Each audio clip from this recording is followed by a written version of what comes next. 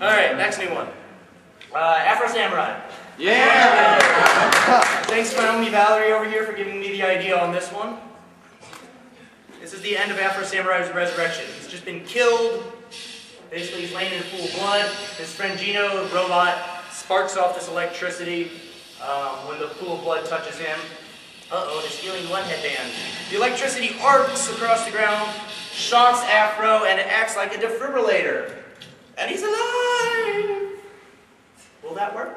No. Alright, well, let's ignore the obvious that a defibrillator is not going to fix blood loss, broken bones, and death. Let's just ask if we could actually get a defibrillator-like effect, because maybe he wasn't really dead, maybe it just happened to have a heart attack at that exact second.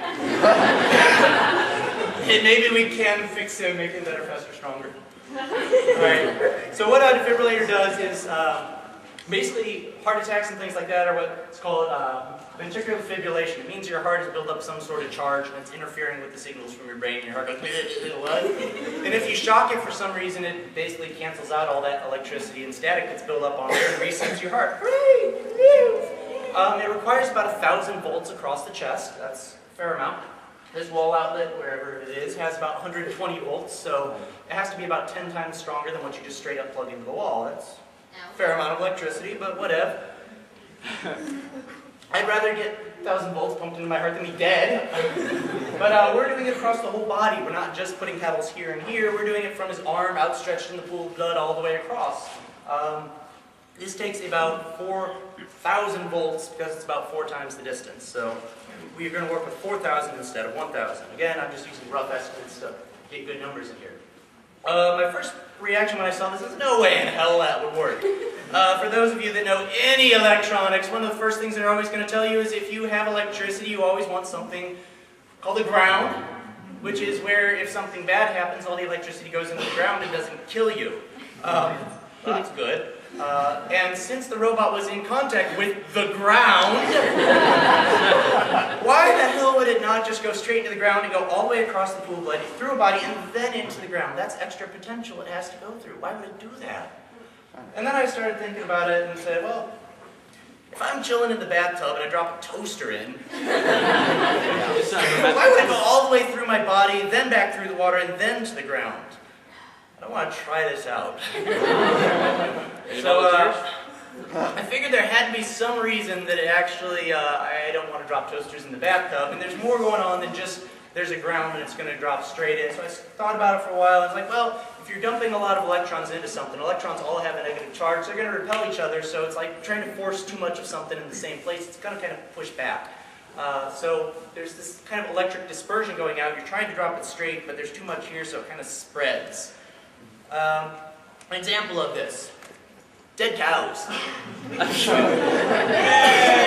is a farm out in the middle of the hell knows where, but there's a major thunderstorm and these cows were all chilling next to this fence and lightning hit the fence and now you have a row of dead cows. Exactly. This is why you don't stand under trees during thunderstorms, people. Even if you're not getting directly hit, what it does is it creates high potential energy over here, less over here, so it does flow this way, across. So, how do we deal with that? This took me freaking forever to solve. I tried solving it numerically first with numbers of electrons. Oh my god, that got messy. So I found a book on lightning, physics and effects. It was a good point to start with lightning. It took me a whole bunch of books to find this, but a nice equation that describes this is what's called step voltage, is what I was just saying. And here's the equation that describes how it works. Basically what it's doing is saying you're dumping a lot of electrons in here, they're going to disperse in a hemispheric radius, or a hemispheric sphere, so half the sphere because it's not going to go up, so you only got the sphere underground. So it tries to calculate it through that. Again, this is going to be an estimation, it's going to depend on just what's in the soil, but it's going to assume a normal soil distribution. So we have I, which is the amount of current that you're dumping in, how many electrons per second, coulombs, whatever units you want to use. We need to get 4,000 volts. R is basically the distance from where you're dumping it in to the closer point of contact. So it was actually about 3-4 meters away in the clip, but because there's a low conducting low resisting conducting surface, the blood across the top. I shortened it from 4 meters to roughly 5 meters, just a ballpark estimate, to kind of make this work right. And then the other side of it would be about 2 meters away, and they were sitting on rock, which has a resistance about 1,000 ohms per meter. So solving this for I, okay, algebra, I can do algebra, I teach algebra, okay. That's all right. And then there's that equation again. Here's what it pops out. I comes out to be about 8,500 kiloamps. Let's compare that to something that we can talk about that we're kind of familiar with, like, you know, a large lightning strike. The ones that are like, boom, not the good ones, you know? Yeah. Those have about 120 kiloamps compared to 8,500. Do the division. Gino's discharge is 70 large lightning strikes. That means Gino is more akin to Zeus.